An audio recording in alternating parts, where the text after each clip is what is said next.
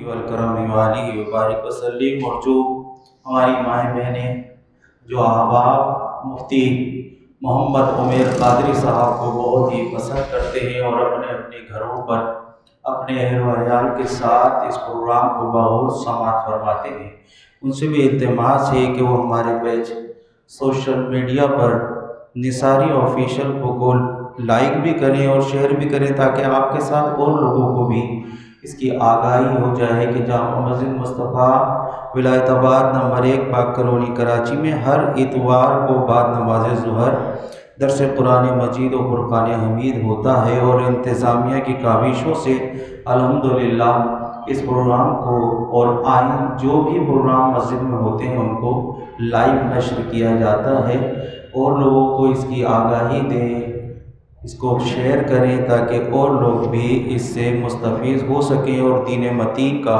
صحیح ہمیں علم حاصل ہو سکے۔ صلی اللہ علیہ یا رسول اللہ وسلم علیک یا حبیب اللہ۔ منور میری آنکھوں کو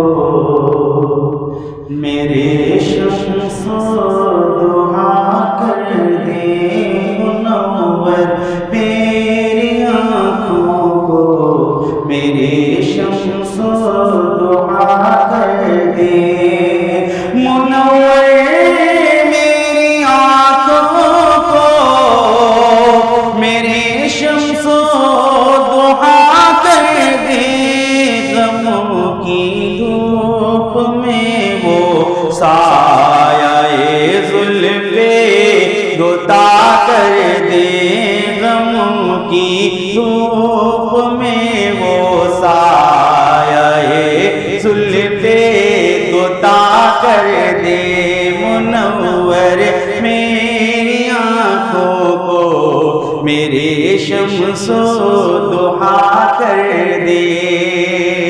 میں بزرگوں کا سہارا لیتا ہوں کیونکہ مجھے صحیح پڑھنا نہیں آتا، میری آواز اچھی نہیں ہے، بس ان بزرگوں کے کلاموں کی برکت ہے جو میری آواز کو آپ سنتے ہیں اور برداشت کر لیتے ہیں۔ منور میری آنکھوں کو میرے شمس و ضحیٰ کر دے، جہاں بانی عطا کر دے، بھری جنت ہبا کر دے، جہاں بانی عطا کر دے، بھری جنت ہبا کر دے، کیوں نبی مختار کل ہے، جس کو جو چاہے عطا کر دے، نبی مختار کل ہے، جس کو جو چاہے عطا کر دے، غموں کی دھوپ میں وہ سایہ زلف گتا کر دے، جہاں میں ان کی چلتی ہے بس ان کی چلتی ہے، نبی مختار کل ہے، جس کو جو چاہے عطا کر دے،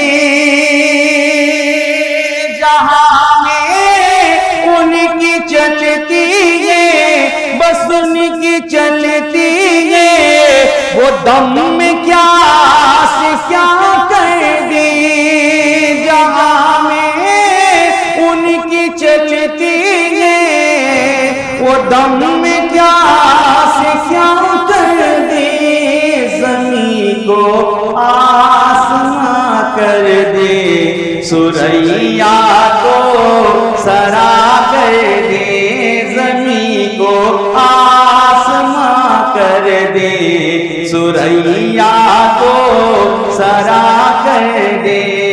کیا دیکھا نہیں دنیا نے کہ غروب آفتاب ہو چکا ہے، اور ایک آپ کا لخت شہزادہ ہی کہوں گا کہ جس کو آپ نے بچپن سے لے کے جوانی تک اپنے دست قدرت میں رکھا، دست دامن میں رکھا، شہزادہ ہی کہوں گا، حالانکہ وہ آپ کے داماد بھی ہوئے، چوتھے خلیفہ بھی، مگر شہزادوں کی طرح آپ کی پرورش فرمائی۔ جب شہزادے کی آنکھوں میں آنسو دیکھا، فرمایا کیا ہوا؟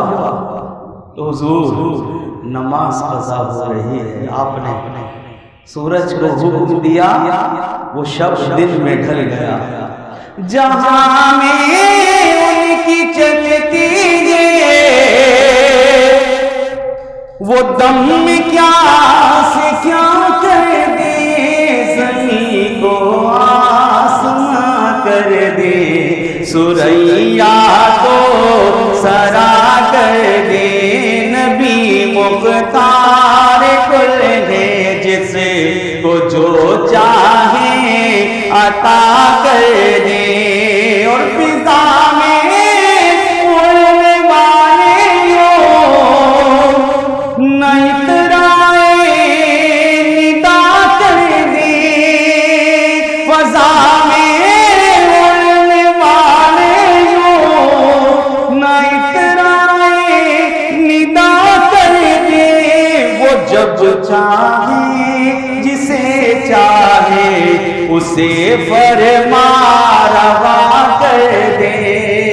یہ تو نبی ہے، کوئی غوث پاک کی بارگاہ میں آتا ہے اور یہ دل میں خیال لے کر آتا ہے آج میں یہ سوال پوچھوں گا، تو آپ اس کا علم سلب کر لیتے ہیں۔ کوئی امام اعظم کی بارگاہ میں آتا ہے اور پوچھتا ہے آج تو امام اعظم سے یہ سوال پوچھوں گا، وہ آپ کا علم سلب کر لیتے ہیں۔ اور بڑے بڑے اولیاء اکرام آئے، کبھی انہوں نے دعوے نہیں کیے، کوئی بھی آیا ان کے پاس حضرت یہ کام ہے، بس اللہ سے دعا کریں گے، اللہ کریم ہے، یہی کہتے تھے۔ وہ کبھی کسی چاہنے والے نے، مرید خاص نے کوئی ضد کر لی اور اڑ گیا تو پھر کہہ دیا جاؤ تمہارا کام ہو جائے گا، اللہ کریم ہے، مگر دعوے نہیں۔ نہ اس کو منع بھی کیا کرتے تھے، کبھی کسی سے ذکر بھی نہیں کرنا کہ ہم نے تمہارا یہ کام کروا دیا، کر نہیں دیا، اللہ تعالیٰ سے کروا دیا۔ تو جہاں فضا میں اڑنے والے جو نہ اترائے ندا کر دے، وہ جب چاہے جسے چاہے اسے فرما روا کر دے، وہ جب چاہے جسے چاہے اسے فرما روا کر دے، نبی مختار کل ہے، جس کو جو چاہے عطا کر دے۔ خیال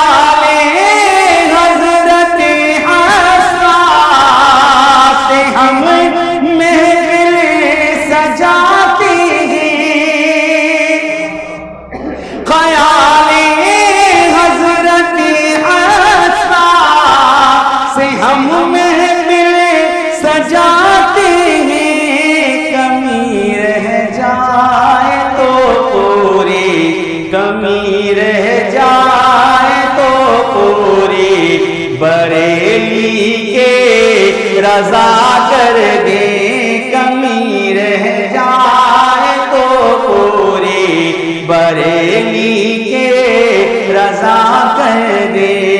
میں نے تو اپنی کم علمی اور خراب آواز کا پہلے ہی اقرار کر لیا، اسی لیے ان بزرگوں کا سہارا لیتا ہوں۔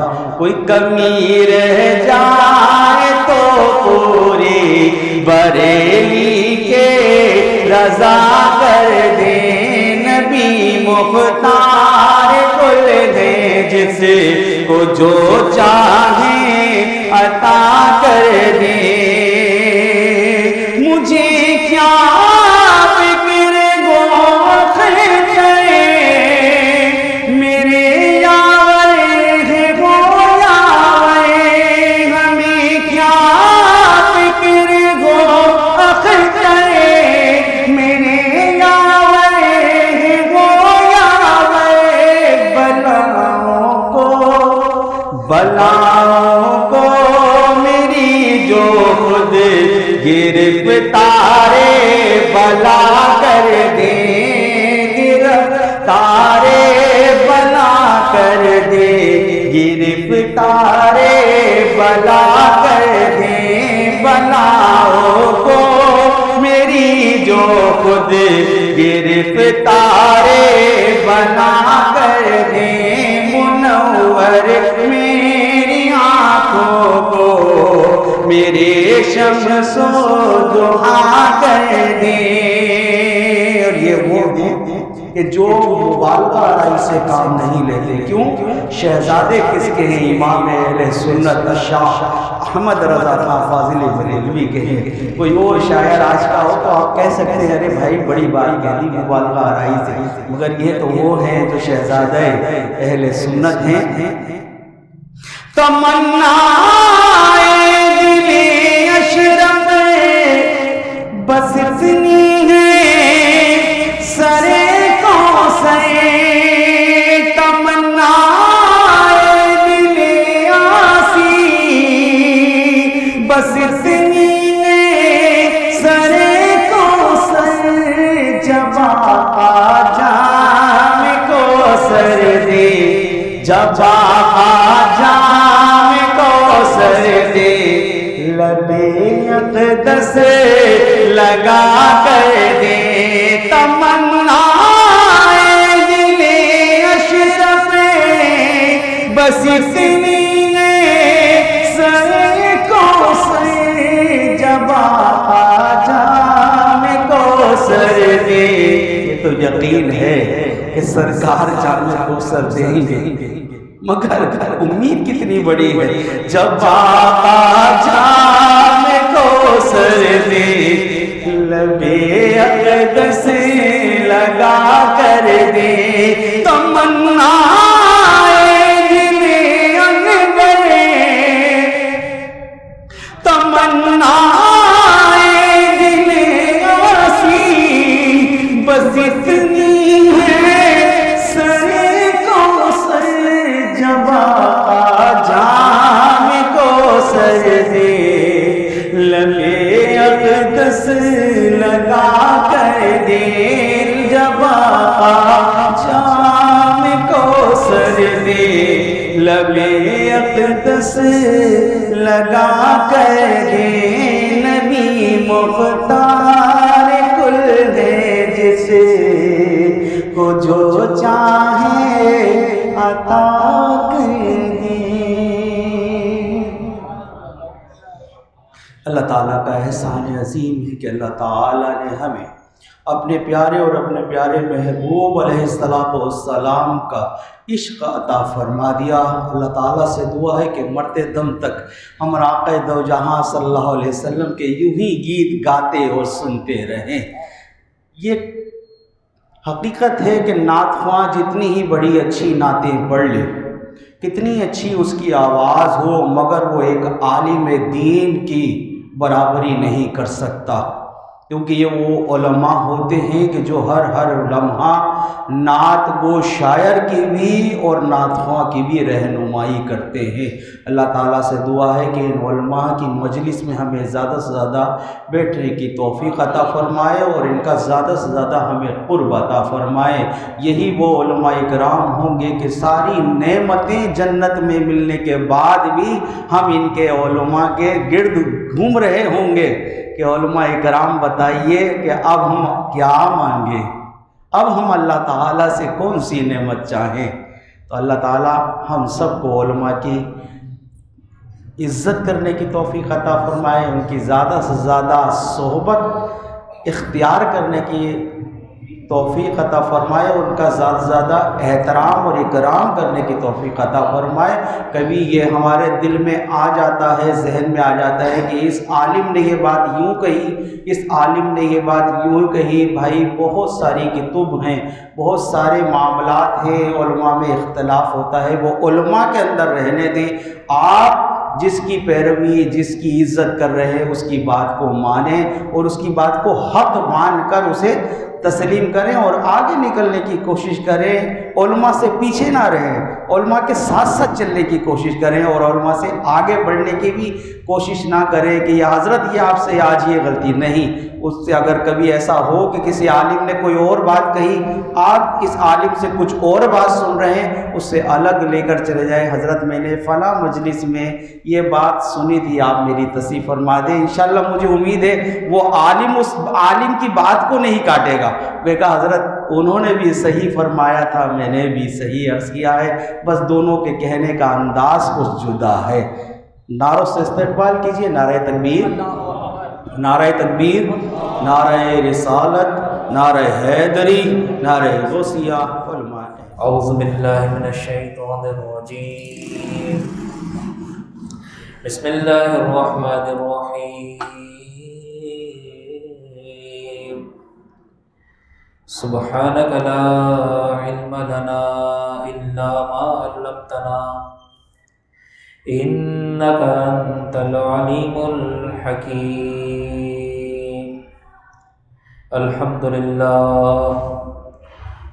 للہ نحمده ونستعینه ونستغفره ونؤمن به ونتوکل علیہ ونعوذ باللہ من شرور انفسنا ومن سیئات اعمالنا، من يهده الله فلا مضل له ومن يضلله فلا هادي له، ونشهد أن لا إله إلا الله وحده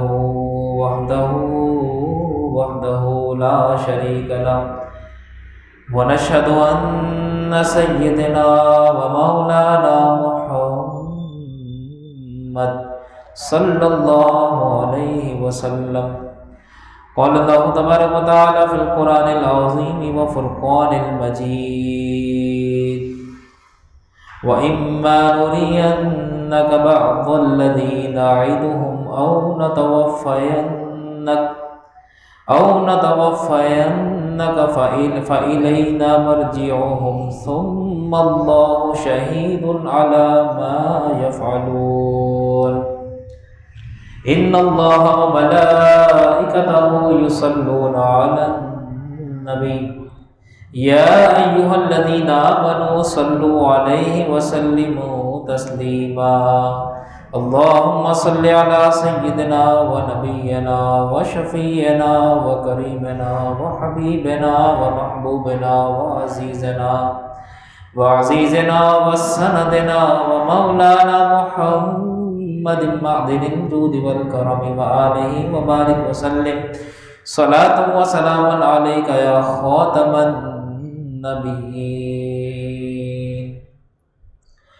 برادران ملت، الحمدللہ قرآن مجید فرقان حمید کا درس تفسیر کی صورت میں آپ کے سامنے جاری و ساری ہے۔ بہت سے ہمارے دوست احباب، بہت سے ویورز ہمیں لائیو بھی دیکھ رہے ہیں، اللہ تعالیٰ آپ سب کا حامی و ناصر ہو۔ آج الحمدللہ درس نمبر 235 ہے، 235 یہ درس نمبر آپ کو بتا رہا ہوں، اور آج کا جو ہمارا عنوان ہے وہ ہے اللہ رب العزت کے عذاب کی صورتیں، یعنی خصوصیت کے ساتھ کفار کی بات کروں گا، کفار کے اوپر نازل ہونے والی عذاب کی صورتیں۔ اب دیکھیں، گزشتہ نشست کے اندر 2 نشستیں ہوئیں، اس سے پہلے آپ کے سامنے گزشتہ کی بات کروں، قرآن کریم کی حقانیت پر کلام۔ قرآن اللہ کا کلام برحق ہے، اس میں کوئی شبہ نہیں، اور اللہ نے قرآن کی حقانیت کو قرآن میں بیان کیا، اور صرف بیان نہیں کیا بلکہ جو منکرین قرآن ہیں ان کو چیلنج بھی کیا کہ اگر اس قرآن میں شبہ ہے تو یہ باتیں مان لو اور یہ کر کے دکھا دو۔ اس کے بعد جب قرآن کی حقانیت ثابت ہو گئی، پھر اللہ رب العزت نے نبی کی حقانیت کا ذکر کیا، اور نبی کی حقانیت کا جو ذکر کیا وہ اس طرح کیا کہ جب نبی علیہ السلام ان کو دعوت دے کفار و مشرکین کو کہ کفار ایمان لے کر آؤ، اللہ پر ایمان لاؤ، رسول پر ایمان لاؤ، تمام ضروریات دین پر ایمان لاؤ، تو ان کے ہیلے بہانے بھی بتا دیے وہ کیا کرتے تھے، کیا کہتے تھے۔ تو بالآخر اللہ نے نبی کو فرمایا کہ ان سے کہہ دو کہ تمہارے اعمال تمہارے ذمہ ہیں، میں تمہارے اعمال سے بری، انا بری، میں تمہارے اعمال سے بری۔ آخری جملہ نبی پاک صلی اللہ علیہ وسلم نے جب حق نبوت عطا ہو گیا اس کے بعد حضور نے یہ فرمایا. اب اس کے بعد پھر اللہ رب العزت نے یہ بھی ذکر کیا کہ اگر تم ایمان نہیں لاتے تو یہ اللہ کی طرف سے نہیں ہے بلکہ یہ تمہارا اپنے اوپر خود ہی ظلم ہے. اللہ نے فرمایا ان اللہ لا یظلم الناس شیئا. فرمایا تھا نا گزشتہ میں سنا کہ انسان کس طرح اپنے اوپر ظلم کرتا ہے. پھر اس کے بعد اللہ رب العزت نے محشر کا ذکر فرمایا کہ ٹھیک ہے جس وجہ سے ایمان نہیں لاتے، اصل وجہ دنیا ہے، دنیا کی وجہ سے ایمان نہیں لاتے، تو یہ دنیا ہے کتنی، اس کا ٹائم پیریڈ کتنا ہے، لمیٹڈ ہے، اس کو تو فنا ہونا. اب آج دیکھیں اللہ رب العزت نے اب عذاب کا ذکر فرمایا، محشر میں ہونے والے عذاب کا.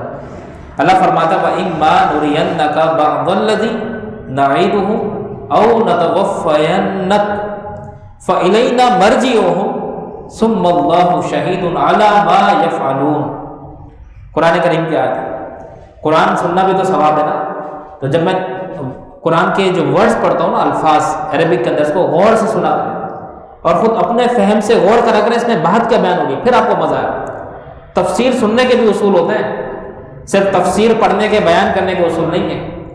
یہ کوئی عام درس نہیں ہے، تفسیر قرآن کا درس ہے. تو آپ کو تفسیر اس وقت سمجھ میں آئے گی جب آپ ایک ایک لفظ کو غور کریں اور میرے انداز بیان کو دیکھیں. اللہ فرماتا ہے وَإِمَّا نُرِيَنَّكَ بَعْضَ الَّذِي نَعِدُهُمْ أَوْ نَتَوَفَّيَنَّكَ فَإِلَيْنَا مَرْجِعُهُمْ ثُمَّ اللَّهُ شَهِيدٌ عَلَى مَا يَفْعَلُونَ. ترجمہ دیکھیں، اللہ فرماتا ہے اور اگر ہم تمہیں دکھا دیں، اگر ہم تمہیں دکھا دیں، کیا چیز؟ یہاں پر مراد ہے عذاب. ٹھیک ہے، اللہ نے فرمایا اگر ہم تمہیں عذاب دکھا دیں. تمام مفسرین نے یہاں پر اتفاق کیا کہ اللہ رب العزت جس چیز کے دکھانے کی بات کر رہا ہے وہ اللہ کا عذاب. اللہ فرماتا ہے وَإِمَّا نُرِيَنَّكَ بَعْضَ الَّذِي نَعِدُهُمْ. اللہ فرماتا ہے اگر ہم تمہیں دکھا دیں کچھ، بعض کا مطلب ہے کچھ، کہتے ہیں نا بعض چیزیں، کچھ چیزیں، تو یہ بعض کا جو لفظ ہے عربی کا ورڈ ہے.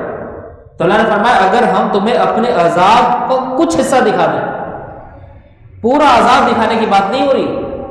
پورا عذاب کیا اللہ کے عذاب کا کچھ حصہ بھی انسان برداشت نہیں کر سکتا. اللہ نے فرمایا اگر ہم تمہیں اپنے عذاب کی ایک جھلک دکھا دیں. اللہ فرماتا ہے الذی نعیدہم، اس میں سے جو انہیں وعدے دے رہے ہیں، او نتوفینک فالینا مرجعہم، یا تمہیں پہلے ہی اپنے پاس بلا لیں. اے حبیب تمہیں اگر پہلے ہی ہم اپنی بارگاہ میں بلا دیں، بہرحال انہیں ہماری طرف پلٹ کر آنا ہے. اب اس کی وجہ کیا ہے؟ اللہ نے ایسا کیوں بیان فرمایا؟ وجہ یہ تھی، دیکھیں جب انسان ایک چیز کو جھٹلاتا رہتا ہے مسلسل اس کی تکذیب کرتا رہتا ہے، اس پر جھوٹ اور افطرا باندھ. دیکھیں اسلام تھا حق کا پیغام، نبی علیہ السلام دعوت دیتے رہے اسلام لانے کی، لیکن وہ جھٹلاتے رہے. پہلے انہوں نے قرآن کو جھٹلایا کہ قرآن کو ہم نہیں مانتے. اللہ کے نبی نے ثابت کر دیا قرآن بھر ہے، چیلنج قبول کر لو. اگر نہیں مانتے قبول نہیں کرا، مانا بھی نہیں. پھر نبی علیہ السلام کی تکذیب کی، اللہ نے اس کی بھی حقانیت واضح کر دی. اب آخری طریقہ یہ تھا کہ ان کو ڈرایا جائے اللہ کے عذاب سے. تو انسان ایک چیز کو جھٹلاتا رہتا ہے یہاں تک کہ وہ نڈر ہو جاتا ہے. اب وہ ڈرتا بھی نہیں. اسی مثال لے لیں، بہت سے بچے ہوتے ہیں ماں باپ بلا وجہ ان پہ سختیاں کرتے ہیں، بات بات پہ ان کو ڈانٹ دیتے ہیں، جھڑک دیتے ہیں، بےعزتیاں کر دیتے ہیں، سزائیں دے دیتے ہیں. تو ہوتا کیا ہے، پھر وہ بچے سزاؤں سے ڈرتے نہیں، ڈھیٹ بن جاتے ہیں. بولتے ہیں کیا بات، ہم تو اس کے عادی ہیں، ہم تو ہیبیچول ہیں، کچھ بھی کر لو، کوئی بھی سزا دے دو، ہمیں تو کوئی فرق ہی نہیں پڑتا. ٹھیک ہے، اگر بس اوقات ان کو دھمکی بھی دی جاتی تو ان کے اوپر کوئی اثر ہی نہیں ہوتا. تو یہ ہوتی ہے انسان کے اندر کی ڈھٹائی کہ وہ دھمکی کو بھی قبول نہ کرے، وہ بولے جو کرنا ہے کر. تو جب نبی پاک صلی اللہ علیہ وسلم نے کفار کو کہا کہ اللہ کا عذاب آ سکتا ہے، اللہ رب العزت تمہیں عذاب دے گا، آخرت کا عذاب بڑا سخت ہے، تو ان لوگوں نے یہ کہا کہ اے محمد جس عذاب کی آپ بات کر رہے ہیں آپ وہ عذاب ہمیں دکھا دیں. بالکل نڈر ہو کر انہوں نے یہ بات کی، کیونکہ وہ عذاب کو جانتے نہیں تھے. بھائی جس کو پتہ نہیں ہے نا آگ جلاتی کیسے، وہ آگ سے نہیں ڈرتا. جس کو پتہ نہیں ہے نا سانپ کا ڈنک کیسا ہے، وہ سانپ کے ڈنک کو نہیں سمجھتا کیا ہے. جس کو برف کی کیفیت نہیں پتا نا کہ انسان برف میں جم کے کیا ہو جائے گا، وہ بولے گا یار برف تو مجھے بڑی اچھی لگتی ہے. بات یہ کہ انسان جب تجربے سے گزر جاتا ہے تب پتہ لگتا ہے. ابھی انہوں نے اللہ کا عذاب دیکھا کوئی تھا، ان کو ہلکا لگ رہا تھا. انہوں نے کہا کیا عذاب آئے گا، یہ محمد صلی اللہ علیہ وسلم تو ہمیں ڈرا رہے ہیں، تو ٹھیک ہے یہ عذاب بھیج دیں. تو اللہ رب العزت نے فرمایا کہ حبیب اگر ہم ان کو عذاب کا کچھ حصہ دکھا دیں یا عذاب سے پہلے آپ کو اپنی بارگاہ میں بلا دیں تو انہیں تو ہماری طرف ہی آنا ہے. ہم عذاب دنیا میں بھیج دیں یہ بھی ایک بات ہے، اور آخرت میں دیں یہ بھی ایک بات ہے. اور دنیا میں بھی ان کے اوپر عذاب آیا. دیکھیں عذاب کی صورتیں، عذاب کی کیا صورت ہے؟ دیکھیں عذاب کی دو کیٹیگریز ہیں. ایک ہے آخرت کا عذاب. کون سا عذاب ہے؟ آخرت کا. اور آخرت کا جو عذاب ہے یہ قبر سے شروع ہوتا ہے. قبر جو نا، یہ قبر یہ سمجھ لیں آخرت کا پہلا مرحلہ ہے. تو یہ قبر کے عذاب کو ہم آخرت سے الگ نہیں کر سکتے. اور دوسرا عذاب ہے دنیا کا عذاب. دنیا میں بھی عذاب آتا ہے. جیسے مثال کے طور پر جنگ بدر کے اندر کفار پر بری طرح عذاب نازل ہوا اور وہ ذلیل اور رسوا ہوئے. اسی طریقے سے فرعون کے اوپر جو عذاب آیا، نمرود کے اوپر جو عذاب آیا، جتنے دشمنان اسلام کے اوپر جو اللہ کی طرف سے عذاب آتا ہے، یہ سب دنیا کا عذاب ہے. اور دنیا کے عذاب کی مختلف صورتیں ہیں. ایک صورت تو یہ کہ آسمان سے پتھر برس جائیں، زلزلے آ جائیں، آندھی آ جائے، طوفان آ جائے، قوم کی قومیں تباہ ہو جائیں. ابھی جیسا آپ کو معلوم ہے کووڈ-19 جو آیا تھا، ہم تو پاکستان میں بہت احتیاطیں کرتے ہیں، لیکن آپ کو نہیں پتا کہ یورپ میں کیا ہوگا. کل پرسوں کی خبر ہے، میرے جاننے والے ہیں وہاں پہ، تو بتانے لگے ایک ساتھ 150 جنازے وہاں سے اٹھ رہے ہیں کووڈ کی وجہ سے. اتنی سخت پابندیاں، اسکولز بند ہیں، کالجز بند ہیں، یونیورسٹیز بند ہیں، سارا کاروبار بند ہے، فلائٹس نہیں مل رہی. یہ حال ہے. مطلب پاکستان میں تو آپ کو اسپیس ملا ہوا ہے، آپ تو شادیوں میں بھی جا رہے ہیں، ہر طریقے سے گھومنے پھرنے جا رہے ہیں، یا تو کوئی پابندی نہیں ہے. لیکن وہاں پر کورونا کی اس وقت بڑی خطرناک صورت ہے، اور اس کا ایک وائرس کی ایک خطرناک صورت وہاں پہ نمودار ہوئی. تو یہ بھی کیا اللہ کا عذاب ہے. تو اللہ کا عذاب کسی بیماری کی شکل میں بھی آتا ہے. کوئی بیماری پیدا ہو جائے، آپ نے آج سے پہلے ایسے وائرسز نہیں سنو گے، بلکہ آپ دیکھ لیجئے میڈیکل سائنس کتنی اسٹرانگ ہو گئی، کتنا انسان کو میڈیکل اسٹرانگ کرنے کی کوشش کرا نا. ایک سے ایک دوائیں آ رہی ہیں، حکمت الگ ہے، میڈیکل سائنس الگ ہے، ایک ایک دوا آج موجود ہے. لیکن آج وہ بیماری آ رہی ہے کہ دنیا تنگ ان کا علاج نہیں علاج کر رہی. تو بیماریوں کی شکل میں اللہ کا عذاب آتا ہے. پھر دوسری بات کہ کسی ظالم قوم کے مسلط ہو جانے کی صورت میں بھی اللہ کا عذاب آتا ہے. آپ کے اوپر کوئی ظالم حکمران آ جائے، یا آپ کے اوپر نہیں، مثال کے طور پر آپ کا جو سیٹ ہے یا کوئی آپ جن کے ماتحت ہیں وہ ظالم بن جائے، یہ بھی اللہ کا عذاب ہوتا ہے. اللہ کے عذاب کی ایک صورت یہ بھی ہے کہ انسان دین سے بالکل غافل ہو جائے، بالکل دنیا کی طرف چلا جائے، یہ بھی اللہ کا عذاب ہوتا ہے. یہ دنیاوی عذاب کی صورتیں بتا رہا ہوں، بیماریوں کی شکل میں، آندھی طوفانوں کی شکل میں، غفلت کی صورت میں، ان تمام صورتوں میں اللہ کا عذاب نازل ہوتا ہے. اچھا بہت سے لوگ فرق نہیں کرتے، کہتے ہیں اگر یہی بات ہے تو یہ تو نیکوکاروں کے ساتھ بھی ہوتا ہے، یہ تو اللہ کے نیک بندوں کے ساتھ بھی ہوتا ہے. تو نیکوکاروں کے ساتھ اگر ایسا ہوتا ہے تو وہ امتحان ہے، وہ آزمائش ہے. عذاب دینے کا مقصد، اگر عذاب کفار کے اوپر یا فاسقین کے اوپر آ رہا ہے تو اس کا مطلب ان کو نیچا دکھانا ہے، ان کے تکبر کو، ان کی عقل کو، ان کی جھٹلاہٹ کو، ان کی تکذیب کاری کو، ان کے فریب کو، دھوکے کو ختم کرنا ہوتا ہے.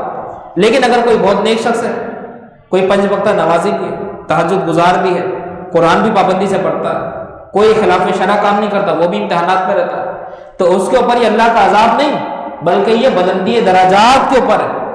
اس سے اس کے درجات کی بلندی ہے، اس سے اس کے دین میں ترقی ہے. مولانا یہ بتائیں کائنات میں میرے آقا نبی رحمت شفیع امت صلی اللہ علیہ وسلم سے زیادہ متقی پرہیزگار کون ہے؟ تقوی آپ پہ ختم ہے، آپ خود تقوی ہیں، سراپا تقوی ہے. لیکن میرے نبی صلی اللہ علیہ وسلم کی کیا وہ حدیث آپ نے نہیں سنی کہ اللہ کے محبوب فرماتے ہیں کہ اللہ کی راہ میں جتنا میں ستایا گیا اتنا کوئی نہیں ستائے گا. نبی کی بات کر رہا ہوں، امتی کی بات نہیں کر رہا. پھر حضور کے غلاموں پر آ جائے، صحابہ کرام کے اوپر آ جائے. صحابہ کرام جب ہجرت سے پہلے سرکار دو عالم صلی اللہ علیہ وسلم نے بھی ہجرت نہیں فرمائی تھی، اس سے پہلے انتہائی ظلم کی حدیں پار کی گئی تھی، ایسا ظلم کیا گیا تھا. حضرت بلال حبشی رضی اللہ تعالیٰ کا واقعہ کہاں جاتا ہے انسان کہ پورا برہنہ بدن ہے، تپتی ریت ہے، اور تپتی ریت کے اوپر آپ کو لٹا دیا جاتا ہے. سورج عرب کی گرمی تو آپ کو پتا ہے نا، جو لوگ عمرہ کرنے گئے ان کو اندازہ ہوگا گرمیوں کے موسم میں کیا حال ہوتا ہے، ہیٹ اسٹروک ہو جاتا ہے، تپش برداشت نہیں کر پاتا انسان. حضرت بلال کو ایسی حالت میں صرف اسلام لانے کی وجہ سے حضرت بلال کا مالک تپتی ریت کو اوپر لٹا دیتا ہے، اور آپ کے جسم پہ قمیض نہیں ہے، اور بھاری بھرکم پتھر جو آپ کے سینے پر رکھ دیتا ہے، اور کہتا ہے بلال نبی کو جھٹلا دو، اللہ کو جھٹلا دو، اب بھی باز آ جاؤ، تم میرے غلام ہو، میں تمہارا مالک ہوں. کتنا ظلم ہے. تو کیا آپ اس کو عذاب دیں گے؟ یہ امتحان تھا، اور اس امتحان کی کامیابی کا نتیجے آج بھی ان کے قصیدے جاری ہیں. آج بھی ان کے قصیدے جاری، لیکن حضرت بلال پیچھے نہیں ہٹے، یا احد یا احد، ان کی زبان پر اللہ کا نام تھا، یا احد، وہ ایک ہے، یہ احد آپ نے کیوں کہا؟ آپ یا اللہ بھی تو کہہ سکتے تھے، کہ مشرکین بولتے تھے اللہ تو بہت سارے، تو حضرت بلال یہ جملہ کہہ کر اس کو ذلیل کر رہے تھے، تو جتنی مجھے دعوت دے دے میں کتنے بتوں کو مان لوں؟ نہیں، یا احد، میرا رب تو احد ہے، ایک ہے۔ اتنا ظلم کیا گیا۔ صحابہ کرام آخر بشر تھے، نبی پاک صلی اللہ تعالیٰ علیہ وسلم کے پاس آتے، یا رسول اللہ کچھ کیجئے، ہم پر ظلم ہو رہا ہے، ہمیں دین کی دعوت نہیں دینے دی جاتی اور ہم پر طرح طرح سے ظلم کیا جاتا ہے۔ آپ کو معلوم ہے حضور علیہ السلام نے جب صحابہ کی بات سنی تو اللہ کے نبی نے کیا فرمایا؟ اللہ کے نبی نے فرمایا، اے میری قوم، تمہیں معلوم نہیں ہے یہ تمہارے اوپر کچھ بھی امتحان نہیں ہے، تم پچھلی قوموں کے حالات پڑھ لو تمہیں پتہ لگ جائے گا۔ حضور نے پھر ایک مثال دی، کہا پہلے کی جو مسلمان قومیں تھیں نا، جنہوں نے اپنے کفر کو چھوڑا اسلام لے کر آ گئے، جنہوں نے تاریخ کو چھوڑا اور اجالے کی طرف آ گئے، ان کے ساتھ معلوم ہے کیا ہوتا تھا؟ نہیں یا رسول اللہ نہیں معلوم۔ کہا کہ ان کے اوپر لوہے کی کنگیاں چلائی جاتی تھیں، ان کے جسموں کے اوپر رگڑ رگڑ کے لوہے کی کنگیاں چلائی جاتی تھیں، اور حضور علیہ السلام فرماتے ہیں کہ ان کا حال یہ ہوتا تھا کہ ان کا گوشت الگ ہوتا تھا، ہڈی الگ ہوتی تھی۔ تو چشمے تصور سے غور کیجیے، ریفلیکشن اپنے ذہنوں میں ذرا منعکس کریں اس بات کو۔ ہم تو کچھ بھی نہیں، ہمیں تو پکا پکایا دین مل گیا، باپ دادا مسلمان تھے، ہم بھی مسلمان ہیں، ہمیشہ والد کو مسجد میں جاتے ہوئے دیکھا تو ہم بھی آ جاتے ہیں، نماز پڑھ لیتے ہیں۔ ہم سے صرف وقت مانگا جا رہا ہے، وقت کو قربان کرتا، ہم سے یہ بھی نہیں مانگا جا رہا مال دے دو، ہم سے اولاد بھی نہیں مانگی جا رہی۔ اگر یہی بات ہے کہ عذاب میں اور امتحان میں فرق نہیں ہے تو آپ کو سب برابر نظر آئیں گے، سب برابر نظر آئیں گے۔ ہمارے بڑے بڑے علماء، امام اعظم ابو حنیفہ رحمۃ اللہ علیہ جیسے مجتہد اعظم، جن کی فقہ ہر چار سو پھیلی ہوئی ہے، صاحب تقوی اور ورع ہیں۔ ورع الگ ہوتا ہے، تقوی الگ ہوتا ہے۔ ہم بولتے ہیں نا ورع اور تقوی، تقوی کا مطلب یہ ہے کہ انسان شریعت کی ناپسندیدہ باتوں کو چھوڑ دے، یہ تقوی ہے۔ اور ورع، واو رے اور عین، ورع اس کا مطلب ہوتا ہے انسان متشابہات کو بھی چھوڑ دے۔ مطلب کیا ہے؟ اب اس کو آسان کر کے سمجھاتا ہوں۔ دیکھیں، ایک حدیث ہے، نبی پاک صلی اللہ علیہ وسلم نے فرمایا کہ حلال ظاہر ہے اور حرام ظاہر ہے، یعنی حلال بالکل واضح کیا چیز حلال ہے، اور حرام بالکل واضح ہے۔ بھائی سود حرام ہے، حرام، رشوت حرام ہے، حرام، سود کو جائز تو نہیں کر سکتے۔ کہیں آپ یہ کہیں بھائی آج تو بینکنگ بڑی فاسٹ ہو گئی، ایڈوانس ہو گئی، سود کو جائز کر دو، ہماری معیشت آگے نہیں بڑھ رہی، سود کو بالکل حرام ہے، ظاہر ہے۔ ایسے ہی خنزیر کھانا کیا حرام، اور ہمارا جو حلال گوشت ہے وہ آپ کے سامنے واضح ہے۔ تو حرام ظاہر ہے، حلال ظاہر ہے، یہ اللہ کے نبی نے فرمایا۔ پھر اللہ کے نبی نے فرمایا ان کے درمیان، دونوں کے بین درمیان، حضور نے فرمایا کچھ متشابہات، کیا مطلب کچھ شبہ والی چیزیں جن کا حلال ہونا یا حرام ہونا واضح نہیں ہوتا، سمجھ میں نہیں آتا۔ اب جیسے کوئی شخص ہے، آپ کو اپنے گھر پہ دعوت پہ بلاتا ہے، آپ بولتے ہیں یار اس کی آمدنی پتہ نہیں حلال ہے حرام ہے، شبہ ہے مجھے کچھ، ایسا ہوتا ہے، کوئی شبہ ہے، جاؤں نہیں جاؤں؟ تو اگر آپ نہیں گئے یہ ورع ہے۔ آپ کو پتا ہے کہ کھانے میں کچھ حرام مجھے لگ رہا ہے کہ شامل ہے، اور میرا دل 75% مجھے یقین ہے اس میں کوئی ایسی بات ہے، آپ کھا لیتے، جائز تھا، بالکل جائز تھا، آپ چلے جاتے، کیونکہ شریعت یقین کو مانتی ہے۔ وہ آپ کو پچھلے درسوں میں نے قاعدہ بتایا تھا کہ الیقین لا یزول بالشک، کہ یقین شک سے زائل نہیں ہوتا۔ شریعت کہتی یقین ہے تو کرو ورنہ نہیں کرو۔ کسی کو یقین ہے میرا وضو ٹوٹ گیا، دوبارہ کر، اب اگر نماز پڑھی تو نماز نہیں ہوگی کیونکہ یقین ہے، لیکن اگر شک ہوتا، وہم ہوتا یا ظن ہوتا تو پھر اگر آپ وضو کرتے تو گناہ گار ہوتے، اللہ کو ناپسند ہے۔ شریعت صرف یقین کو مانتی، کسی کو شک ہے میرے کپڑے نہ پاک، شک ہے نا، نماز پڑھ لو کوئی گناہ نہیں، لیکن اگر یقین ہے تو کرو۔ یقین کی کیفیت یہ کہ آپ اس چیز پر قسم کھانے کے قابل ہو جائیں۔ آپ سے کوئی کہ اچھا آپ کے کپڑے ناپاک ہے، قسم کھا لیں، اب آپ فوراً قسم کھا لیں، ہاں میں قسم کھاتا ہوں کپڑے ناپاک ہے، یہ ہے یقین کی کیفیت۔ لیکن اگر آپ سوچیں قسم کھاؤں نہیں کھاؤں، اس کا مطلب یقین نہیں ہے، آپ تردد کا شکار ہیں۔ لیکن حلال اور حرام کھانے کے معاملے میں، کمانے کے معاملے میں اللہ کے نبی نے 3 باتیں بتائی کہ حلال ظاہر ہے، حرام ظاہر ہے، اور ان کے درمیان کچھ متشابہات۔ تو حضور نے فرمایا، اگلا جملہ دیکھیں، حضور نے فرمایا کہ جو متشابہات میں پڑ جاتا ہے وہ کبھی نہ کبھی حرام میں بھی مبتلا ہو جاتا ہے۔ کبھی نہ کبھی حرام میں بھی مبتلا ہو جاتا ہے۔ آج کے دور میں آپ دیکھیں کاروبار ہر طرف ہے، دکانیں ہر طرف ہیں، ہر شخص ایک جاب کر رہا ہے، کوئی نہ کوئی کام کر رہا ہے، اب انسان کی آمدنی مکس ہو جاتی ہے۔ کہیں پر ہمیں بالکل واضح ہوتا ہے بھئی آمدنی میں کچھ نہ کچھ گڑبڑ ہے، کہیں ہوتا ہے یار ہو سکتا ہے کوئی گڑبڑ ہو۔ اگر یہ یقین ہے، یہ کیفیت ہے آپ کے اندر اور آپ احتیاط کریں اور آپ پھر اس میں نہ پڑیں تو یہ کہلاتا ہے ورع۔ جیسے امام ابو حنیفہ رحمۃ اللہ علیہ، آپ کو پتہ ہے کہ ایک جنازے میں گئے تو قبرستان میں بہت دھوپ تھی، بہت کڑک دھوپ تھی، تو کسی نے کہا کہ حضور فلاں مکان قبرستان میں آپ اس کے سائے میں کھڑے ہو جائیں، تو امام اعظم ابو حنیفہ رحمۃ اللہ علیہ کھڑے نہیں ہوئے، منع فرما دیا۔ کیوں منع کر دیا؟ وجہ یہ تھی کہ امام اعظم ابو حنیفہ سے جب پوچھا کہ حضور آپ سائے میں کھڑے ہو جائیں، تو کہا کہ بات یہ ہے کہ اس کا جو مالک ہے نا وہ میرا قرضدار ہے، وہ میرا قرضدار مقروض ہے اور میں نے جو ہے اس کو قرض دیا، اگر میں اس کے مکان کے سائے میں کھڑا ہو گیا تو شبہ ہے کہیں سود میں نہ پڑ جاؤں۔ یہ ہے متشابہات۔ تو اب دیکھیں جو متشابہات میں نہیں پڑھتے، جو بچتے ہیں، ایسے بھی علماء جو بچتے ہیں۔ مجھے حضرت صاحب نے اپنا ایک واقعہ بتایا، قبلہ قاری محمد نثار الحق صاحب صدیقی رحمۃ اللہ علیہ فرماتے ہیں کہ ایک صاحب ڈیفنس میں رہتے تھے، ڈیفنس میں بولے میرے پیچھے پڑے رہے کہ قاری صاحب آپ کی دعوت کرنا چاہتا ہوں۔ آپ کو پتہ ہے حضرت دعوتوں میں جانے کے شوقین نہیں تھے، لوگ ہمارے سامنے بے تحاشا اصرار کرتا تھا حضور وقت دے دیں، وقت دے دیں۔ کہا بھائی میرے بیانات ہیں، میں نے تاریخ دی بھی، اپنی تاریخیں وہ چھوڑتے نہیں تھے، جہاں جہاں بیانات ہوتے تھے وہاں جاتے تھے، چاہے اکیلے چلے جائیں کوئی ہو نہ ہو۔ تو پیچھے پڑا رہا کہ حضرت دعوت گھر کا ہمیں تاریخ دے دیں، اور رہائش خان کی ڈیفنس میں۔ تو حضرت صاحب نے بہرحال اس کا دل، اللہ والے دل رکھتے ہیں، قبول کر لی اور چلے گئے۔ اب حضرت کہنے لگے مجھے اندازہ نہیں تھا کہ اس کی آمدنی کیا تھی، وہ کوئی آمدنی میں متشابہات معاملات تھے۔ تو فرمایا کہ وہ بڑا عالیشان قسم کا VIP قسم کا کھانا تھا۔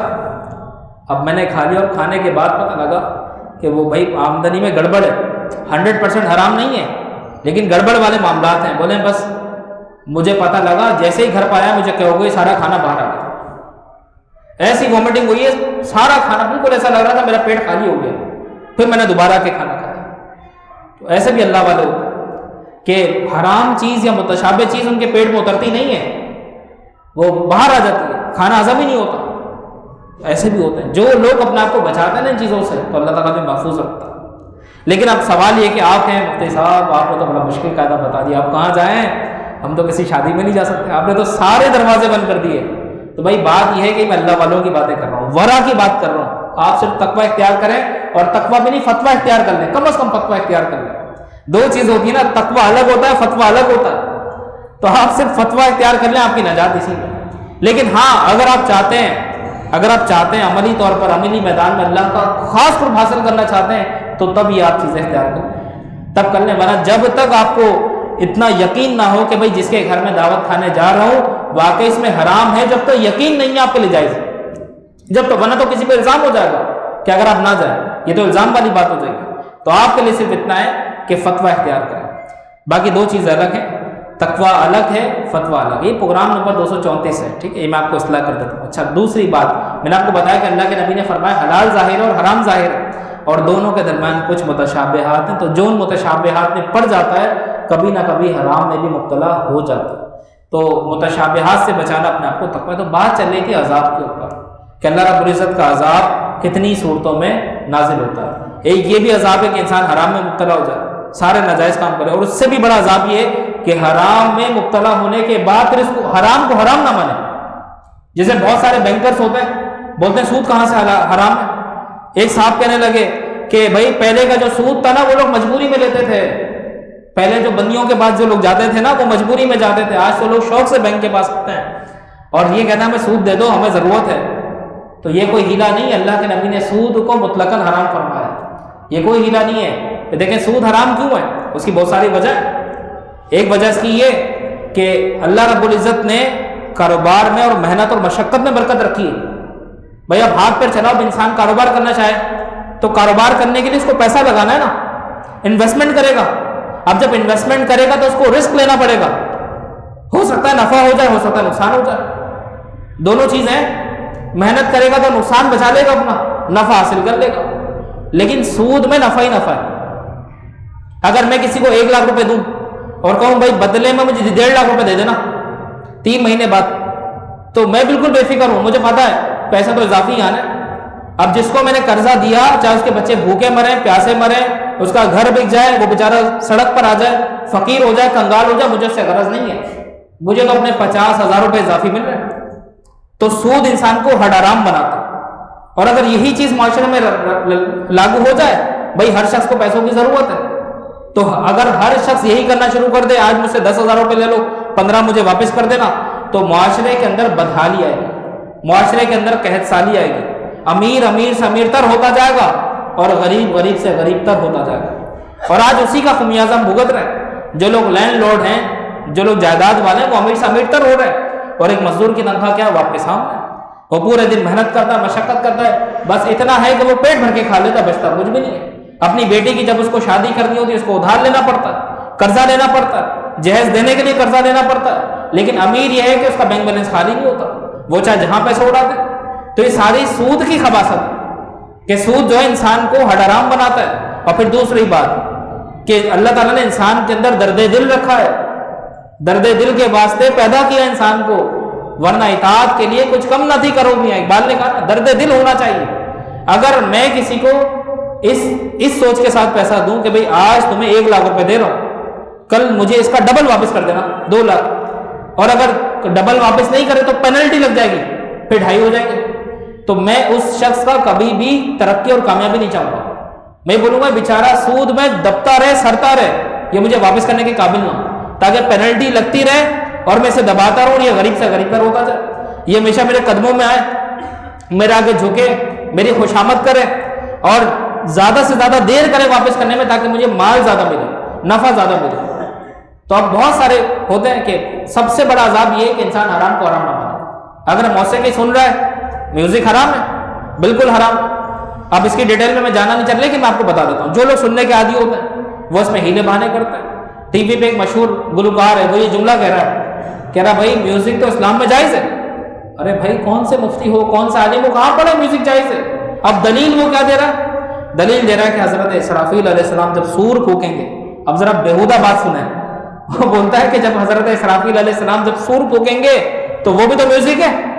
لا حول ولا قوت الا باللہ۔ دیکھ لیجیے آپ، یہ بھی اللہ کا عذاب کہ ایک ناجائز بات ہے، حرام بات ہے، اس کو حلال کرنے کی کوشش کی جا رہی ہے۔ شراب پینا حرام ہے، لیکن کوئی کہے بھائی میں تو بڑا مصروف رہتا ہوں اور مجھے تو ذہنی سکون چاہیے ہوتا ہے، تو ذہنی سکون کے لیے میں بطور دوا شراب کو استعمال کرتا ہوں، تو دوا تو اسلام میں جائز ہے۔ لا حول ولا قوت الا باللہ۔ ایسے ایسے ہیلے بہانے، تو یہ بھی اللہ کا عذاب ہے۔ ایک چیز اللہ کی شریعت نے حرام کی ہے اور آپ اس کو حلال کرنے کی کوششیں کریں، یہ اللہ کے عذاب کی صورتیں ہیں۔ تو مشرکین یہ چاہتے تھے کہ نبی پاک صلی اللہ علیہ وسلم ان کو دین کی تبلیغ کرنا چھوڑ دیں۔ ان کو اس بات پہ کوئی اعتراض نہیں تھا کہ حضور اللہ کا ذکر کریں، عبادت کریں، بیت اللہ کا طواف کریں، کچھ بھی کریں۔ ان کو سب سے بڑھ کر تکلیف یہ تھی کہ حضور علیہ السلام ہمارے بتوں کی مخالفت کریں، ہمارے بتوں کو برا بولیں۔ تو یہ اللہ کے عذاب کی صورتیں میں نے آپ کو بتائی۔ اب دیکھیں اللہ فرماتا ہے، اس آیت کا دوبارہ ترجمہ کر دیتا ہوں۔ اللہ فرماتا ہے اور اگر ہم تمہیں دکھا دیں کچھ اس میں سے جو انہیں وعدے دے رہے ہیں، یا تمہیں پہلے ہی اپنے پاس بلا لیں، بہرحال انہیں ہماری طرف پلٹ کر آنا ہے، پھر اللہ گواہ ہے ان کے کاموں پر۔ اللہ فرماتا ہے وَلِكُلِّ أُمَّةٍ رَسُولٌ فَإِذَا جَاءَ رَسُولُهُمْ قُضِيَ بَيْنَهُمْ بِالْقِسْطِ وَهُمْ لَا يُظْلَمُونَ۔ اللہ فرماتا ہے اور ہر امت میں ایک رسول ہوا۔ اس کی 2 تفسیر ہے۔ ایک تفسیر تو یہ جتنی امتیں آئیں ہر امت میں اللہ نے ایک رسول بھیجا، ایک تفسیر تو یہ ہے، اور دوسری تفسیر یہ ہے کہ روز محشر ہر امت کے ساتھ ایک رسول کھڑا ہوگا جو اپنی قوم کا امام ہوگا اور قوم اس کے پاس آئے گی، وہ اپنی قوم کو اللہ کی بارگاہ میں لے کر جائے گا، پھر ان کا امتحان ہوگا کہ وہ رسول پر ایمان لائے، اور اگر نہیں لائے تو کیوں نہیں لائے۔ تو اس کی 2 تفسیر ہے۔ پھر اللہ فرماتا ہے اور جب ان کا رسول ان کے پاس آتا، ان پر انصاف کا فیصلہ کر دیا جاتا اور ان پر ظلم نہیں ہوتا۔ اس کا مطلب یہ یہاں سے ثابت ہوا کہ رسول کی موجودگی ظلم سے بچاتی ہے، رسول کی موجودگی انصاف کو پروموٹ کرتی ہے۔ آگے اللہ فرماتا ہے وَيَقُولُونَ مَتَىٰ هَٰذَا الْوَعْدُ إِن كُنتُمْ صَادِقِينَ، اور کہتے ہیں یہ وعدہ کب آئے گا؟ وہی اعتراض میں نے بتایا، وہ بار بار سوال کرتے تھے یا محمد یہ عذاب کب آئے گا جس عذاب کی آپ دعوت دے رہے ہیں؟ وہ نڈر ہو گئے تھے، بدماش ہو گئے تھے، وہ کہتے تھے عذاب کب آئے گا؟ بہت سے ہوتے ہیں بچے کام کر کے نہیں لائے، استاد نے سزا دے دی چلے جاؤ کلاس سے باہر، تو بسا اوقات کام کر کے نہیں لاتے نا، پہلے اٹھ کے چلے جاتے، یہ تو میں باہر ہی نکالیں گے۔ تو یہ وہ والی کیفیت ہے بولے بھائی بھیج دو، ہم اپنی ڈٹائی سے باز نہیں آئیں گے. جیسے بعض لوگ ہوتے ہیں ان کو ہزاروں دفعہ سمجھا لو مین پوری کھانا غلط ہے، اس میں نقصان ہے، کینسر ہو سکتا ہے، بہت ساری علامت ہے، نشہ کرنا بہت غلط ہے، نہیں کرو. بولتا ہمیں تو کوئی فرق ہی نہیں پڑتا، ہم تو بالکل صحیح ہیں. لیکن جب فرق پڑ جاتا ہے تو پھر روتا ہے. فرق تو پڑنا ہی ہے. ہاں دانت صاحب آپ دیکھ لیجیے، بسا اوقات ایسے ایسے بھی کیس دیکھیں، گٹکا کھا کے سو گئے، کینسر ہو گیا ان کا، پورا جبڑا صاف ہو گیا، اب یہاں سے ڈائریکٹ دانت نظر آ رہے ہیں. اللہ تعالیٰ نے انسان کو خوبصورت بنایا. اور پھر خدا نہ خواستہ اگر ایسے لوگ جو ہر وقت نشہ کرتے ہیں، پان کھاتے ہیں، خدا نہ خواستہ اگر یہ آپ کے کان میں کوئی بات بول دیں تو انسان کے 14 طبق روشن ہو جائے. اور اگر ہنس دیں تو عجیب سا چہرہ لگتا ہے، بالکل پیلے سڑے ہوئے دانت، عجیب سا بالکل محسوس ہوتا ہے. تو یہ انسان خود اپنے آپ کو بگاڑ لے خود. اور اگر سمجھاؤ تو برا لگتا ہے، بھائی کیوں سمجھا رہے ہو، نہیں سمجھاؤ ہمیں. یہ ایسی مثال ہے، ایک شخص پانی میں ڈوب رہا ہے اور میں اس کو ہاتھ دوں، بھائی باہر آ جا، بولے یار مجھے ڈوبنے تو میں مر رہا ہوں. یہ وہی بات، سمجھانا لوگوں کو برا لگتا. تو یہ وہی بات ہو گئی. کفار کو جب اللہ کے نبی سمجھائیں تو وہ کہیں کہ آپ اس عذاب کی بات کریں، وہ کب آئے گا. اب جب عذاب آیا تو پھر رونگتے کھڑے ہو گئے، پھر اللہ کے نبی صاحب نے معافیاں مانگے. اب دیکھیں اللہ نے فرمایا اور کہتے ہیں کہ وہ وعدہ کب آئے گا اگر تم سچ ہو. اللہ کے نبی فرماتے ہیں، اللہ اپنے نبی کے فرمان کو نقل کر رہے ہیں، قل لا املک لنفسی ضرا ولا نفع الا ما شاء اللہ. ہم کہتے ہیں نا الا ما شاء اللہ. اچھا یہاں سے ایک مسئلہ بتا دوں، بس اوقات ہم طنز میں بھی ماشاء اللہ کہتے تھے، کام کر کے لائے بیٹا، نہیں ماشاء اللہ ماشاء اللہ. یہ تنزیہ طور پہ بھی کہتے تھے ماشاء اللہ. کوئی غلط بات ہو گئی، ارے ماشاء اللہ ماشاء اللہ ماشاء اللہ، یہ انتہائی غلط ہے. یہاں ماشاء اللہ، یہاں پہ الا ماشاء اللہ، یہاں پر یہ کہ الا ماشاء اللہ کا مطلب آپ کو پتہ ہے کیا ہے؟ ماشاء اللہ جو اللہ نے چاہا. ایک شخص نے جھوٹ بولا اور آپ نے پکڑ لیا اور آپ کہیں ماشاء اللہ، اس کا مطلب واہ اللہ نے یہی چاہا تھا، اللہ نے یہی چاہا تھا، یہ غلط ہے. یہاں پر آپ کہیں الا ماشاء اللہ آپ نے سچ نہیں بولا، اس کا مطلب یہ کہ اللہ نے یہ نہیں چاہا تھا، آپ نے یہ خود گناہ کرا ہے. الا ماشاء اللہ یہ مسئلہ جہاں دیکھیں یہ بہت رائج ہے لوگوں میں. لوگ کہہ دیتے ہیں، کمنٹ کر دیتے ہیں ماشاء اللہ، طنزیہ طور پہ کمنٹ کر دیتے ہیں، بھائی ماشاء اللہ کیا بات ہے. تو یہاں ماشاء اللہ نہیں کہیں، یہاں پہ الا ماشاء اللہ. دیکھیں اللہ فرماتا ہے کہ اے حبیب فرما دیجئے کہ میں اپنی جان کے برے بھلے کا ذاتی اختیار نہیں رکھتا. ذاتی اختیار کہتا ہے اپنی ذات سے اختیار رکھنا، اللہ کے دیے ہوئے سے اختیار رکھتا ہوں. اللہ نے جتنی اتھارٹیز جتنی پاورز مجھے دی وہ تو رکھتا ہوں، اور اللہ کے دینے سے ہی رکھتا ہوں، اپنی ذات سے کچھ بھی نہیں رکھتا. پھر فرمائے الا ماشاء اللہ، مگر جو اللہ چاہے. پھر فرمائے لکل امت اجل، ہر گروہ کا ایک وعدہ، یعنی ہر گروہ پر عذاب آنے کا ایک وعدہ. اذا جاء اجلهم فلا يستأخرون ساعة ولا يستقدمون. اللہ فرماتا ہے جب ان کا وعدہ آئے گا تو وہ ایک گھڑی نہ پیچھے ہٹیں گے نہ بڑھیں گے. جب اللہ کا عذاب آتا ہے، چاہے دن میں چاہے رات میں، ایک گھڑی اللہ کا عذاب پیچھے نہیں ہٹتا. اللہ فرماتا ہے، ابھی چند آیتیں ہیں، یہ انشاءاللہ پورا رکوع کمپلیٹ ہوتا ہے. اللہ فرماتا ہے قل ارأیتم ان اتاکم عذابہ بیاتا او نہارا ماذا یستعجل منہ المجرمون. اس کا ترجمہ سنیں. اللہ فرماتا ہے حبیب فرمائیں بھلا بتاؤ اگر اس کا عذاب تم پر رات کو آئے یا دن کو تو اس میں وہ کون سی چیز ہے کہ جس کو مجرمین کو جس کی جلدی ہے. جرم کرنے والوں کو کس بات کی جلدی ہے؟ عذاب تو جب چاہے آ سکتا ہے. یہ اللہ کی مشیت پر ہے. اللہ کے کاموں میں ہمیں دخل دینا جائز نہیں ہے. جو اللہ کے کام ہیں وہ اللہ کے کام ہیں. پھر اللہ فرماتا ہے کہ اب مثال کے طور پر اس کی ایک مثال اور دیکھو. اب بہت ہی گناہ گار شخص ہے، بہت گناہ گار شخص ہے، فاسق اور فاجر، اس پر کوئی عذاب آ جائے یا اس کے ساتھ کوئی حادثہ ہو جائے تو لوگوں کے کمنٹ کیا ہوتا ہے؟ دیکھا اللہ نے اس کی کیسی پکڑ کی، صحیح اللہ نے اس کو انجام کو پہنچا دیا. آپ یہ کہنے کے مجاز نہیں ہے، آپ کو جائز نہیں ہے کہ آپ یہ خدا کا معاملہ ہے. کیا پتا اس کے ساتھ ایک امتحان ہوا، حادثہ ہوا، کسی کے حادثے میں موت ہو گئی، بس اللہ نے اس کو عذاب دے دیا، وہ جہنم میں پہنچ گیا، جہنم کے ساتوں گھڑوں کے اندر وہ پہنچ گیا. یہاں تک بھی لوگ کہہ دیتے ہیں اچھا اس کی قبر میں عذاب ہو رہا ہوگا. لا حول ولا قوت الا باللہ. یہ انسان کو کہنا چاہیے، انسان اپنی عاقبت کی فکر کرے. یہ خدائی معاملات ہے. اللہ نے عذاب دیا نہیں دیا ہم اس کے مجاز نہیں ہے.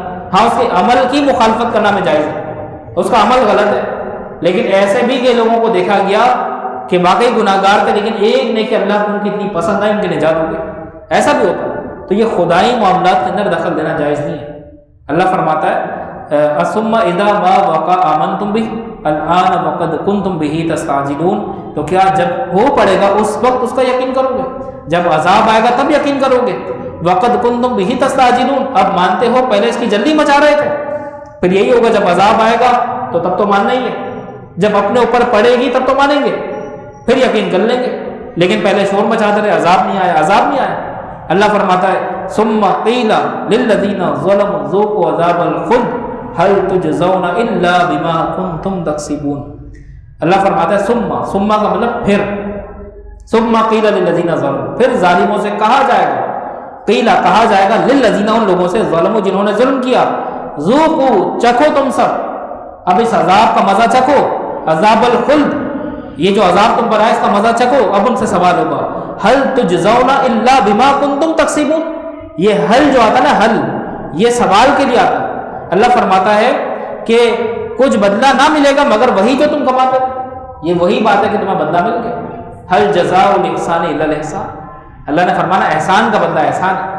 آخری آیت اللہ فرماتا ہے وَيَسْتَنبِئُونَكَ أَحَقٌّ هُوَ قُلْ إِي وَرَبِّي إِنَّهُ لَحَقٌّ وَمَا أَنْتُمْ بِمُعْجِزِينَ، اللہ فرماتا ہے تم سے پوچھتے ہیں کیا وہ حق ہے؟ اے حبیب جس عذاب کی آپ بات کر رہے ہیں وہ برحق ہے، اس میں کوئی جھٹلاٹ تو نہیں ہے۔ اللہ فرماتا ہے قل فرما دیجئے ای وربی انہ لحق، ہاں میرے رب کی قسم۔ اب حضور نے قسم بھی ارشاد فرمائی، قسم کھانا مطلب نہیں ہے، قسم کھانے کا جملہ ہی غلط ہے۔ میں نے قسم کھائی، قسم کھا کے کیا پیٹ میں لے گئے؟ پیٹ میں لے جانے کا مطلب تو نہیں ہے۔ اور بہت سے لوگ تو یہ بھی کہہ دیتے ہیں اللہ نے قسم کھائی، تو اللہ تو کھانے پینے سے پاک ہے۔ تو قسم فرمانے کا لفظ ہے، یا میں نے قسم لی یا میں نے قسم بول دی، یہ کہنا چاہیے۔ قسم کھانے کا جملہ کوئی اردو قواعد کے اعتبار سے بھی دیکھا جائے تو درست نہیں بھائی، معروف جملہ ہے جو ہم اکثر کہہ دیتے ہیں قسم کھا لی، قسم کھا لی، تو یہ جملہ اس کو تھوڑا سا چینج کرنے کی ضرورت، اس پہ غور کرنا چاہیے۔ اب دیکھیں اللہ فرماتا ہے کہ اللہ کے محبوب نے بھی قسم ارشاد فرمائی کہ میرے رب کی قسم بے شک وہ ضرور برحق ہے، وہ عذاب برحق ہے۔ وما انتم بمعجزین، اور تم کچھ اس میں سے تھکا نہ سکو گے، عذاب میں کوئی تخفیف کوئی کمی نہیں کر سکو گے اور تم اس میں کوئی اختیار نہیں رکھتے۔ تو یہ تقریباً 10واں رکوع جو ہے سورہ یونس کا الحمدللہ کمپلیٹ ہو چکا ہے۔ اللہ تعالیٰ سے دعا ہے کہ اللہ تعالیٰ ہمیں عمل کرنے کی توفیق عطا فرمائے۔ انشاءاللہ بہت جلد ہمارا ایک سلسلہ ہے ہدایت بخشش کلام اعلیٰ حضرت، انشاءاللہ وہ ہم ہر اتوار کو کوشش کریں گے جلد سے جلد، ابھی تاریخ نہیں بتاتے، رات 11 بجے سے 12 بجے تک انشاءاللہ یہ لائیو نشر ہوگا۔ اور اس میں یہ ہوگا کہ اعلیٰ حضرت امام اہل سنت کا کلام پڑھا جائے گا، پھر اس کی تشریح کی جائے، کیونکہ اعلیٰ حضرت کا کلام آسان نہیں ہے، بہت سے لوگوں کو دیکھا گیا اپنی طرف سے تشریح کر دیتے ہیں، تو اس کی علمی شرح کیا ہے وہ انشاءاللہ آپ کے سامنے بیان ہوگی۔ تو بہت جلد ہم انشاءاللہ یہ سلسلہ بھی شروع کرنے جا رہے ہیں، اتوار رات 11 بجے سے لے کے 12 بجے تک کوشش کریں کہ آپ اس کو لائیو دیکھیں۔ دیکھیں اگر آپ اس کا فائدہ کیا ہوگا، فائدہ آپ کو بتا دوں، اگر آپ اس نعت کی تشریح سنیں گے نا اور وہ الفاظ وہ جملے وہ تاثیر آپ کے دل میں اتر گئی تو آپ کی دنیا بھی سنور جائے گی، آخرت بھی سنور جائے گی۔ تو عشق رسول کو گھول کے پی لیجئے، اپنے رگ و ریشے میں صلاحیت کر جائیے، انشاءاللہ روز محشر یہی محبت کام آئے گی، باقی ساری محبتیں فنا ہو جائیں گی۔ بھائی حدیث میں تو آتا ہے کہ ماں باپ اولاد کو نہیں پہچانیں گے، محشر کے دن ماں باپ بول جائیں گے بیٹا تو کون ہے میں کون ہوں، لیکن اگر ایک شخصیت ہے جو ہمیں اچھے طریقے سے جانتے ہیں وہ ہمارے نبی علیہ السلام، تو آئیے ان کی محبت کو عام کریں، ان کے پیار کو عام کریں، تو اس پروگرام کو زیادہ سے زیادہ پروموٹ کریں۔ ان کے سوا رضا کوئی حامی نہیں جہاں، ان کے سوا رضا کوئی حامی نہیں جہاں، گزرا کرے بستر پہ تو پدر کو خبر نہ ہو، گزرا کرے بستر پہ پدر کو خبر نہ ہو، یہ وہی بات ہے۔ میں نے ایک شعر یاد دلایا کہ ماں باپ کو بھی خبر نہیں ہوگی، تو خبر اگر ہوگی تو آقا دو عالم کو ہوگی۔ تو آئیے ان کے قصیدے سنتے ہیں، ان کا ذکر کرتے ہیں، اللہ تعالیٰ ہمیں عمل کی توفیق عطا فرمائے۔ وآخر دعوانا ان الحمدللہ رب العالمین۔ ہاں سوئم ہو رہا ہے تو دعا کر لیتے ہیں، کیونکہ یہ آداب کا حصہ ہے۔ کچھ لوگ قرآن کریم بھی پڑھ رہے ہوتے ہیں، اللہ کا ذکر بھی کر رہے ہوتے ہیں، اور یہ سلام اس لیے نہیں پڑھا جاتا کیونکہ یہ مزاج رسول کے خلاف، ایک طرف ذکر خدا ہو رہا ہو، کلام ربی پڑھا جا رہا ہو، اور پھر ہم دوسری طرف متوجہ ہو کے صلاۃ و سلام میں پوری توجہ چاہیے، تو یہ اچھی بات نہیں ہے کہ ہم کلام حضور پر پڑھیں اور محبت کا اظہار حضور سے کریں، توجہ لوگوں کی ڈائیورٹ ہو، تو یہ ادب کے خلاف ہے۔ تو اسی لیے ہم ڈائریکٹ دعا کر لیتے ہیں۔ دعا کریں اللہ تعالیٰ ہمارے درس قرآن کو اپنی بارگاہ میں قبول فرما، یا اللہ اس میں اگر کوئی غلطی کوئی کمی بیشی رہ گئی ہو تو اپنی رحمت سے معاف فرما۔ یا اللہ اس کلام پاک پر ہمیں عمل پیرا ہونے کی توفیق عطا فرما، یا اللہ اس سے صحیح معنی میں محبت کا حق ادا کرنے کی توفیق عطا فرما، یا اللہ یہ ذکر خیر ہماری اولادوں میں بھی عام فرما، ہمارے مرشد کریم قبلہ قاری صاحب رحمۃ اللہ علیہ کے درجات کو بلند فرما، ان کا فیض ہم سب کے لیے عام فرما، اور جن مرحوم یا مرحومہ کا سوئم یہاں پر ہو رہا ہے اللہ تعالیٰ ان کو غریق رحمت فرمائے، یا اللہ جتنے حاضرین یہاں پر موجود ہیں یا اللہ ان سب کے علم میں، عمر میں، تقوی میں، رزق میں، اولاد میں برکت عطا فرما، یا اللہ ہم سے راضی ہو جا، خاتمہ بالایمان، خاتمہ بالخیر عطا فرما، وصلی اللہ تعالی علی خیر خلقہ سیدنا محمد وعلی آلہ واصحابہ اجمعین برحمتک یا ارحم الراحمین۔